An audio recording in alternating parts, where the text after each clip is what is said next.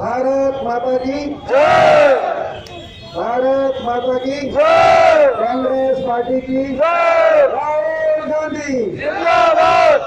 कुमारी शैलजा जिंदाबाद। कुमारी शैलजा। जिंदाबाद। मेरे को थोड़ा सा अजीब लग रहा है नारे लगाते हुए, क्योंकि लगा दो बादशाह चौधरी भूपेंद्र सिंह हुड्डा। जिंदाबाद। देखो मेरे साथ दिक्कत, आप लोग बहुत देर से खड़े हैं, मेरा पूरा परिवार यहाँ पे खड़ा है, सभी मेरे पिता के समान बुजुर्ग, नौजवान साथी, माताएं, बहनें। आज सबसे पहले मैं आप सबका बहुत बहुत धन्यवाद करता हूँ, आप सबको बहुत बहुत मुबारकबाद देता हूँ। मैंने भी जो भी गांधी साहब कह रहे थे, मैंने भी कई इलेक्शन देखे हैं, सरकारें बनती देखी है, बिगड़ती देखी है, 3 लोकसभा के चुनाव इससे पहले देखे हैं, 5 लाख के लगभग का रिकॉर्ड भी देखा है। मगर आज जो रोड शो, आज मेरे को उम्मीद नहीं थी, मैं सोचता था कि 10 को हम रैली करेंगे, अब जोर लगाएंगे आज रोड शो में, मगर जिस तरीके से तापा नहीं टूट रहा था, 5-5 किलोमीटर लंबा जो रोड शो, इतनी शिखर गर्मी में, दोपहरी में, ये जो आज नज़ारा देखा था, मैं समझता हूँ ये आज का जो नज़ारा था,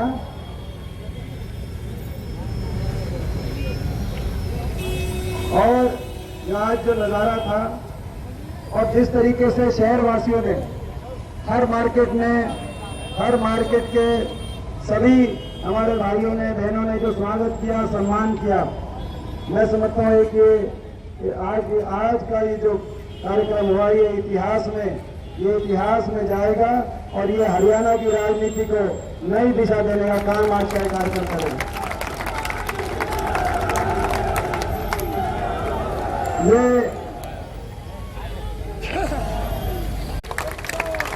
जीत है अच्छाई की, ये जीत है भलाई की, ये जीत है जोड़ने वाली विचारधारा की, तोड़ने वाली विचारधारा के ऊपर आज विजय का प्रतीक ये हमारा जुलूस था। मैं इससे आपके लिए आपको बधाई देता हूँ। 5 साल पहले भारतीय जनता पार्टी बहुत वायदों के साथ देश की सत्ता में आई थी, और हमारे प्रदेश में बड़ी बड़ी बातें की गई थी। 15-15 लाख आएंगे, 100 दिन में काला धन आएगा, स्वामीनाथन लागू करेंगे, किसान की आमदनी को दुगना करेंगे, महंगाई कम कराएंगे, डीजल पेट्रोल सस्ता कराएंगे, 2 करोड़ युवाओं को रोजगार दिलाएंगे, 100 स्मार्ट सिटी बनाएंगे, अच्छे दिन लेके आएंगे। लोकसभा में जब मैंने सवाल पूछा वो अच्छे दिन कब आएंगे, तो जवाब मिला कि अच्छे दिनों की तारीख हम नहीं बताएंगे।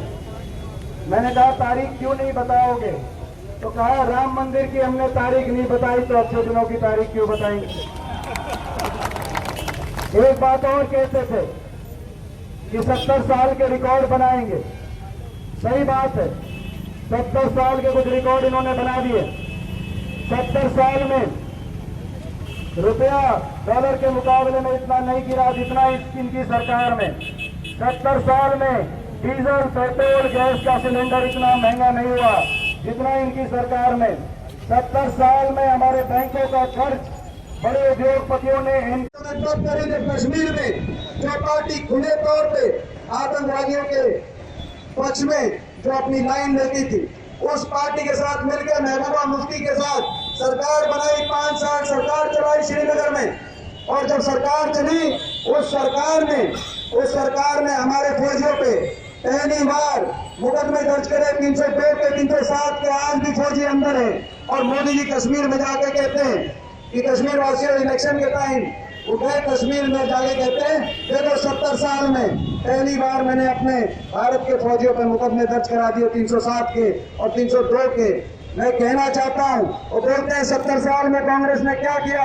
70 साल में हमने अपने एक भी फौजी पे कोई मुकदमा दर्ज नहीं होने दिया, देश की सेवा में जो लगे थे, ये हमने 70 साल में किया।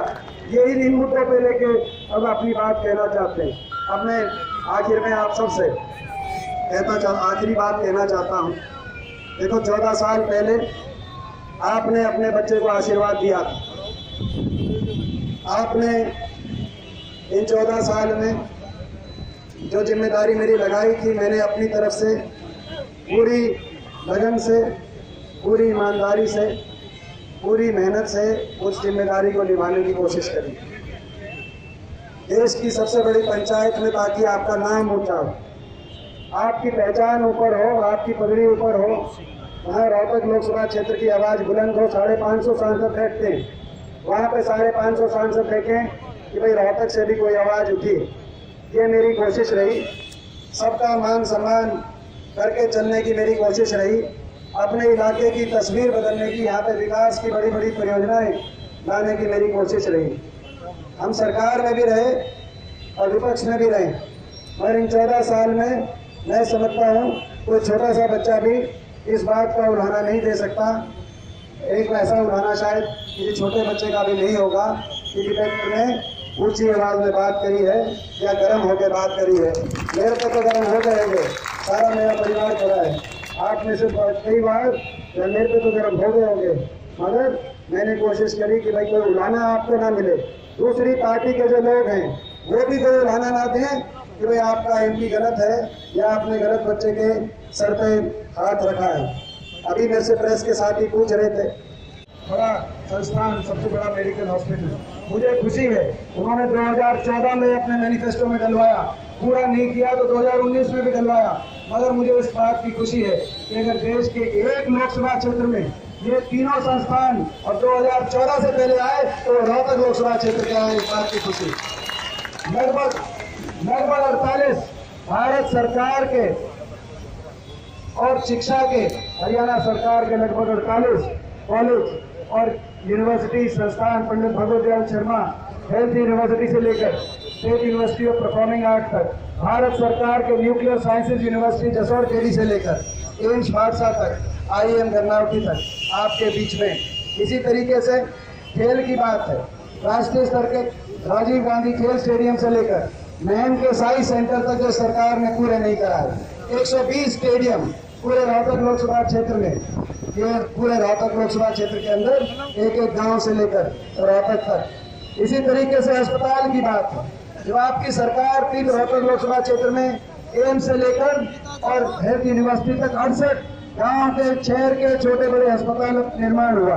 दुख की बात है खट्टर सरकार, बीजेपी सरकार बनने के बाद किसी एक अस्पताल में एक कमरा या किसी एक कॉलेज में एक कमरे की भी ग्रांट इन 5 साल के अंदर नहीं आई। इसी तरीके से रेल की लाइन की बात है, 230 किलोमीटर की रेल की लाइन, चाहे रोहतक से झज्जर रेवाड़ी हो, रोहतक से महम होकर हांसी हो, और मेट्रो बाजूगढ़ तक मेट्रो पहुंचाने का काम जो आपने जिम्मेदारी लगाई थी कि इस इलाके की तस्वीर सुधरनी चाहिए, बदलनी चाहिए। उद्योग हमारे इलाके में उद्योग नहीं थे, एक ले दे के LPS की फैक्ट्री थी जो अभी बीजेपी सरकार में बंद हो गई, और कोई फैक्ट्री नहीं थी। गुड़गांव में, नोएडा में उद्योग दिखते थे। जब आपकी सरकार थी, कांग्रेस पार्टी की सरकार, तो 3 बड़े औद्योगिक केंद्रों की स्थापना की गई। IMT रोहतक में बना, तो फुटवेयर पार्क बहादुर में बना, फुटवेयर पार्क बहादुर में बना तो रिलायंस का SEZ झज्जर में बना। 30 बड़े उद्योग, एक बड़े उद्योग में 5000 करोड़ से ज्यादा का निवेश और 7300 छोटी यूनिट उन 9 साल के अंदर रोहतक लोकसभा क्षेत्र में स्थापित की गई। पैनासोनिक और डेंसो झज्जर में आई तो झारली और कानपुर के अंदर 8-9 हजार करोड़ की लागत से थर्मल प्लांट, CLT के और NTPC के थर्मल प्लांट लगे। बहादुरगढ़ में योकोहामा आई तो रोहतक में एशियन पेंट, मारुति, सुजुकी और अमूल की जैसी फैक्ट्री आई। और हमारे मुख्यमंत्री जी द्वारा कि भाई एक बयान दिया गया, मुख्यमंत्री जी द्वारा कहा गया कि इस जो है, पहले तो आता बयान तो मेरे समझ में नहीं आया। उन्होंने कहा कि दीपेंद्र प्राइवेट बच्चा है और लोकसभा चुनाव में हमारी सरकार का लक्ष्य दीपेंद्र को हराना है और घर बिठाना है, रिटायर करा के घर बिठाना है। आपने भी वो बयान देखा हो। ये रिटायरमेंट की बात कर रहे हैं। भारत सरकार में नौकरी में के भर्ती में ओवरेज तो 40 पे होते हैं। अभी तो मेरी ज्वाइनिंग की तारीख रह रही है, ये मेरे को रिटायर की बात करें। हमारा लक्ष्य किसी को घर बिठाना नहीं है, हमारा लक्ष्य किसी को रिटायर कराना, घर बिठाना, किसी को हराने का लक्ष्य नहीं है। हमारा लक्ष्य रोहतक लोकसभा क्षेत्र को, जो सपना हमने सबने मिलकर देखा था, ये लोकसभा क्षेत्र देश के मानचित्र पर विकास के लिए जाना जाए। हमारा लक्ष्य उस सपने को पूरा करना है। हमारा लक्ष्य भाईचारे को, छत्तीस बिरादरी के भाईचारे को मजबूत करना है।